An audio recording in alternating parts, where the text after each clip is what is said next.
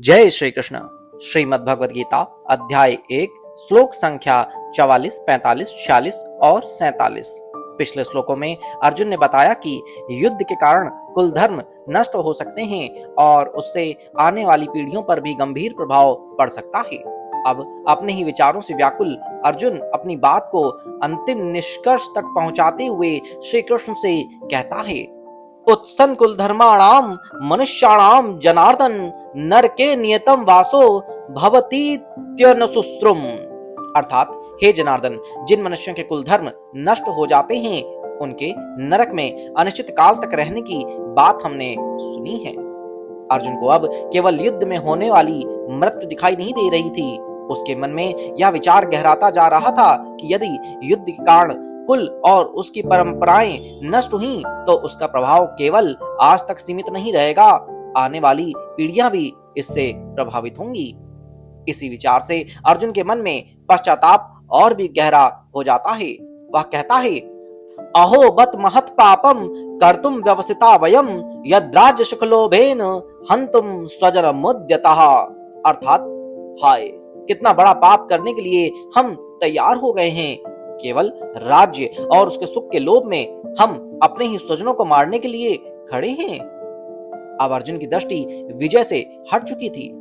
जिस राज्य और सुख के लिए युद्ध किया जा रहा था वही उसे अब अपने स्वजनों के जीवन से कहीं छोटा लग रहा था। उसका मन युद्ध से इतना विरक्त हो चुका था कि वह आगे कहता है, यदि माम प्रतिकारम शस्त्रम शस्त्र पाणयः धात्र राष्ट्रारणे हनुस्तन में क्षेमतरम भवेत। अर्थात यदि धृतराष्ट्र के पुत्र हाथों में शस्त्र लेकर युद्ध भूमि में मुझ निहत्ते और बिना प्रतिकार किए हुए को मार डालें तो वह मरना मेरे लिए अधिक कल्याणकारी होगा।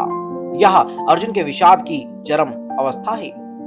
जिस अर्जुन के हाथ में गांडीव था और जो युद्ध के लिए पूरी तरह तैयार होकर खड़ा था, वही अर्जुन अब कह रहा है कि अपने ही स्वजनों को मारने से अच्छा है कि वह स्वयं बिना शस्त्र उठाए मारा जाए।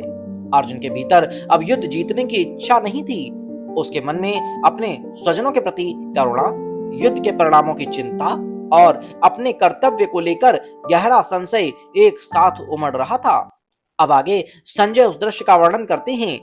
संजय उवाच, एव मुक्त्वार्जुनः संख्ये रथोपस्थ उपाविशत विसृज्य संसरम चापम शोक संविग्न मानसः।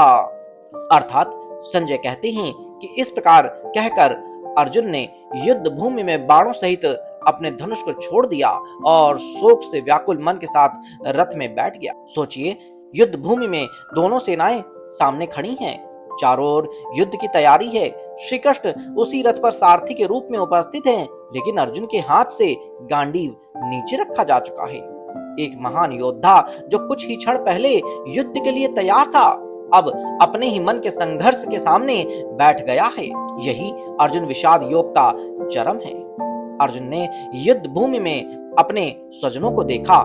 स्वजनों को देखकर उसके भीतर करुणा और मोह जागा। उस मोह ने उसके मन में अनेक प्रश्न खड़े कर दिए। उसने विजय, राज्य और सुख को निरर्थक समझा, कुल के विनाश की चिंता की और अंत में युद्ध करने की इच्छा ही छोड़ दी। लेकिन ध्यान देने वाली बात यह है कि अर्जुन का धनुष नीचे रखना इस कथा का अंत नहीं है। यही वह क्षण है जहां से गीता के ज्ञान का द्वार खुलने वाला है। अब तक अर्जुन अपने मन की व्यथा और अपने तर्क श्री कृष्ण के सामने रख रहा था, लेकिन उसके प्रश्नों का समाधान अभी बाकी है। और इसी के साथ प्रथम अध्याय का पारंपरिक समापन होता है। ओम तत्सदिति श्रीमद्भगवद्गीतासु उपनिषत्सु ब्रह्म विद्यायां योग शास्त्रे श्री कृष्णार्जुन संवादे अर्जुन विषाद योगो नाम प्रथमोऽध्यायः। प्रथम अध्याय हमें अर्जुन के भीतर के उस संघर्ष तक लेकर आया जहां एक योद्धा अपने कर्तव्य के सामने खड़ा होकर स्वयं ही निर्णय नहीं कर पा रहा था। अब आगे क्या होगा? क्या अर्जुन इसी विषाद में बैठा रहेगा? क्या वह युद्ध से पीछे हट जाएगा? और क्या श्री कृष्ण उसके इस मोह और संशय को दूर कर पाएंगे? इन प्रश्नों के उत्तर की शुरुआत अगले अध्याय में होगी। सांख्य योग में हम वहीं से आगे बढ़ेंगे जहां प्रथम अध्याय समाप्त हुआ है। अर्जुन शोक से व्याकुल होकर रथ में बैठ चुका है और श्री कृष्ण उसके सामने उपस्थित हैं।